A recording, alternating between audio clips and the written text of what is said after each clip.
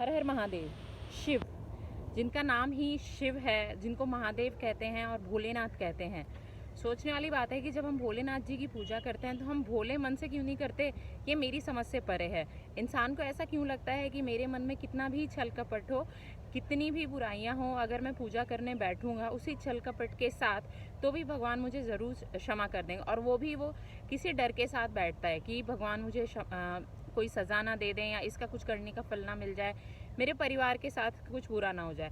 चलिए यहाँ तक तो फिर भी ठीक है, लेकिन कुछ लोग तो ऐसे होते हैं जो भगवान की पूजा सिर्फ आडंबर या सिर्फ दिखावे के लिए ही किया करते हैं। मैंने एक पहले भी वीडियो डाली थी जिसमें मैंने आपसे कहा था कि ज़्यादातर जब मैं आसपास के समाज में, सोसाइटी में लोगों को देखती हूँ तो ज़्यादातर जो लोग 2-2 घंटे पूजा करते हैं, सत्संग में जानते हैं, सबसे कुटिल प्रवृत्ति के लोग, कुटिल दिमाग के लोग वही होते हैं सब। अपने अगर आप उनके घर में जाकर देखेंगे ना तो फॉर एग्जांपल जो सास है वो अपनी बहू को तंग कर रही है, या बहू सास को तंग कर रही है, या जो भी XYZ इंसान है वो अपनी वाइफ को तंग कर रहा है, या वाइफ हस्बैंड को तंग कर रही है।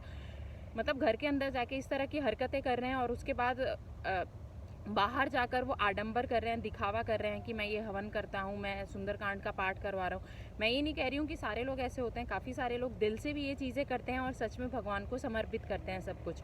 लेकिन ज़्यादातर लोग इस कलयुग में, और इस कलयुग से हम घोर कलयुग की तरफ बढ़ते हुए देख सकते हैं कि ज़्यादातर लोग सिर्फ दिखावे के लिए ही पूजा का वो करते हैं। जबकि ऑन द अदर हैंड भगवान स्वयं कहते हैं कि मेरी पूजा करने से ज़्यादा ज़रूरी है तुम्हारा जो नित्य कर्म है, जो भी रेगुलर तुम्हारी ज़िंदगी में, तुम्हारे जीवन में जो कर्म है, वो कर्म ज़्यादा मायने रखते हैं कि वो कर्म अच्छे हैं या बुरे हैं। अच्छे बुरे की डेफिनेशन सबके लिए अपनी अपनी हो सकती है, पर कोई किसी का दिल दुखा रहा है, किसी का गला काट रहा है, किसी परिवार को तंग कर रहा है, किसी लड़की को छेड़ रहा है, तो आप उसको कैसे अच्छा कर्म कह सकते हैं? ये मेरी समझ से बाहर है। मैंने जैसे एक वीडियो डाली भी थी इस चीज़ पे कि जब कोई इंसान चलिए छोटा रहता है, ब्रॉटअप होता है, तब तक उसको लगता है जो उसको सिखाया जा रहा है वो सही है, चाहे वो गलत हो या सही हो, वो डिफाइन नहीं कर पाता। लेकिन जब हम मैच्योर हो जाते हैं, कि अडल्ट एज में आ जाते हैं, तब हमें आसपास देखकर, पढ़कर, लिखकर, समझकर ये तो समझ आ जाता है ना कि अच्छा जो मुझे ये सिखाया गया था वो गलत था, लेकिन ये वाली चीज़ पर्टिकुलर सही तो फिर वो क्यों नहीं अपने आप को कन्वर्ट कर लेता, क्यों नहीं अपने आप को चेंज करता, क्यों नहीं अपने आप को भगवान को समर्पित करता? That is still a question mark.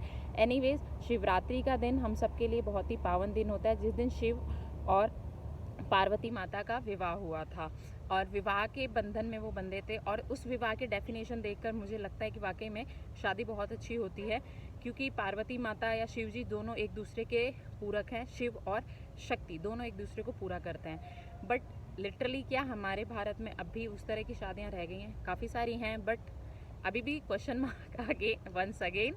सो इस पे हम अलग से मैं ज़रूर एक वीडियो बनाऊंगी। तब तक के लिए अपना ध्यान रखिए। हर हर महादेव। शिव जी की कृपा, शक्ति की कृपा हम सब पर बनी रहे। हैप्पी शिवरात्रि।